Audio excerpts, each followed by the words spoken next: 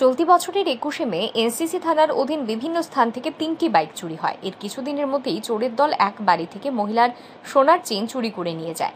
পাশাপাশি একই সময়ে বেশ কয়েকটি মোবাইল চুরির অভিযোগও পায় এনসিসি থানার পুলিশ। অভিযোগ হাতে পেয়েই একটি সিট গঠন করে এনসিসি থানার ভারপ্রাপ্ত পুলিশ আধিকারিক রঞ্জিত মালাকার। ঘটনার তদন্তে নেমে পুলিশ চুরি যাওয়া ৩টি বাইক উদ্ধার করতে সক্ষম হয়। পাশাপাশি চুরি যাওয়া স্বর্ণের চেইনটিও পুলিশ উদ্ধার করে।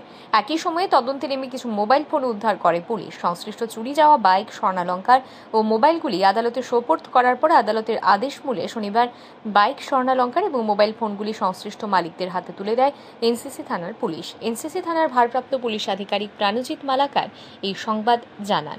আমাদের থানাতে একটি চুরির মামলা লিপিবদ্ধ হয় এবং সেই চুরির ইনভেস্টিগেশনে 3টি চুরি যাওয়া বাইক রিকভারি করি এবং আজ কোর্টের আদেশ অনুসারে সেই 3টি বাইকের সঠিক মালিকের হাতে এগুলো আমরা হ্যান্ডওভার করছি।